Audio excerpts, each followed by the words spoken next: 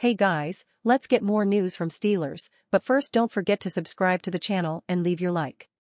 Steelers Kenny Pickett sends warning to his offense teammates. The Pittsburgh Steelers accumulated more than 400 yards on offense for the first time since 2020 in Week 12 against the Cincinnati Bengals. But Steelers quarterback Kenny Pickett had words of caution for anyone who wanted to continue celebrating that achievement as the team prepares for Week 13. Points. Points, that's what we want. We want points, Pickett told the media on November 29. Yards are great, but points win you games. Despite posting 421 offensive yards, 199 more than the Bengals did, the Steelers only scored 16 points. Clearly, Pickett wants more points to come with the additional yards the offense is aiming to record against the Arizona Cardinals on December 3. Pickett had his best game of the season in Week 12. He threw for a season-high 278 yards. Over his first 23 NFL starts, it was the most yards Pickett has thrown for in a victory. His 72.7% completion percentage was, by far, his best of the season. Pickett's 8.4 yards per pass attempt average was also tied for his best in a contest where he attempted more than 25 passes. All of that is well and good. Pickett said as much when talking about his performance days later. But he still made it clear to the media on November 29 that points is more important than individual stats. It felt good on Sunday. Obviously, you want more points, Pickett told reporters. But after watching the tape and seeing how we executed in the pass game, run game, how kinds of balanced off each other. Definitely liked our performance, but you want more points. The Steelers are averaging 16.5 points per game this season, which is 28th in the NFL. Despite 421 yards, the Steelers were under that average in the 16-10 victory.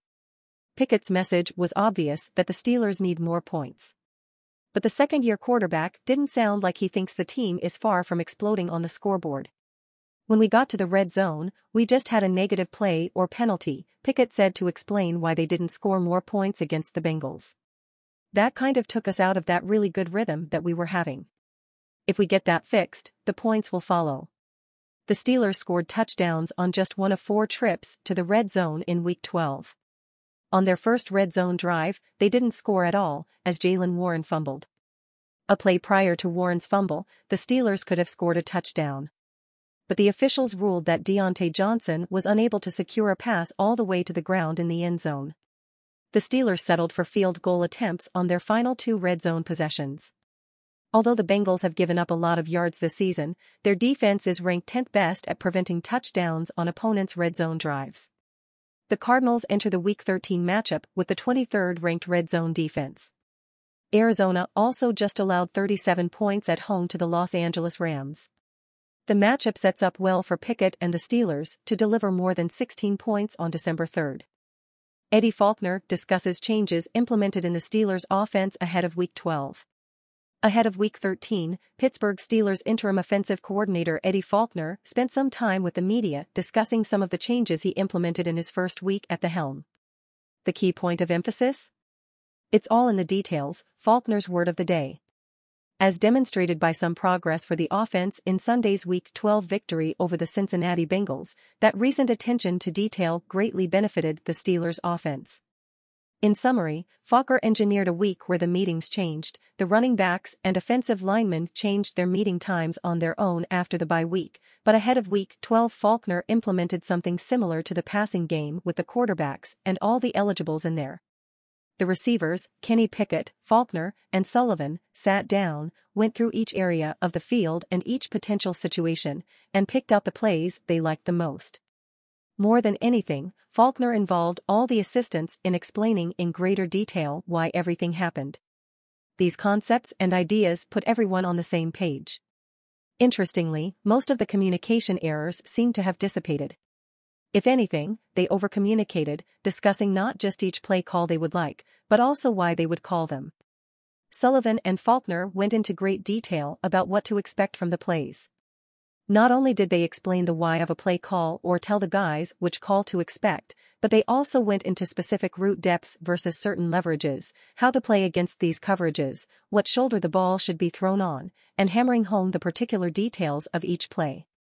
In other words, there was no wondering about the play. The receivers knew how to stem their routes. They knew how to play against specific leverages and calls they would see from the Bengals. All of that got hammered out before they even stepped on a field. Those details need to be sharp.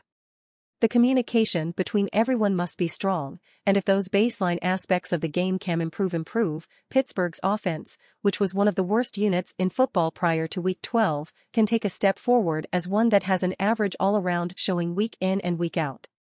The good for the Steelers is that you can improve these things over the season, and the communication got cleaned up quickly. So, it seems things are moving in the right direction. Faulkner raved about the effort the Steelers' offense put out there in his first week as OC, a great sign of what's to come in terms of his relationship with this team. I've got to say the offensive staff was incredible, man. Those guys were awesome.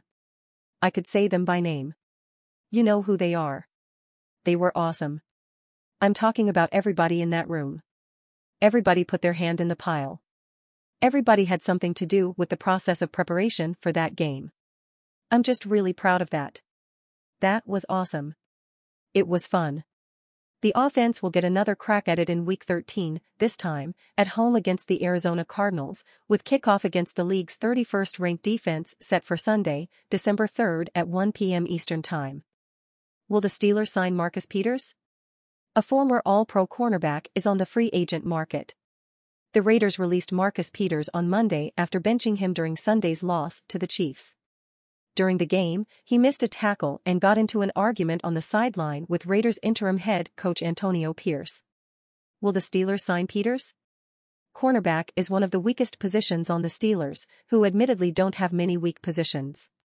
And then there's Peters, who intercepted 33 passes in his career. He's been one of the NFL's biggest playmakers since the Chiefs drafted him in 2015. But he's played for 4 teams in his career, he's 30 years old, he doesn't play well, and he hasn't played well in coverage the last 2 seasons either. Last season, he gave up a 113.7 quarterback rating. This year, he is giving up a 100.9 quarterback rating. Peters is not faster. He has to give the receiver he is covering a big cushion, which means he will concede short passes. They don't want to concede short passes. They want to take them away and force the quarterback to hold the ball so the pass rush can sack him. Instead of signing Peters, the Steelers would be better off with the young cornerbacks they already have. And you fan, what do you think of the Marcus Peters situation? Leave your opinion in the comments.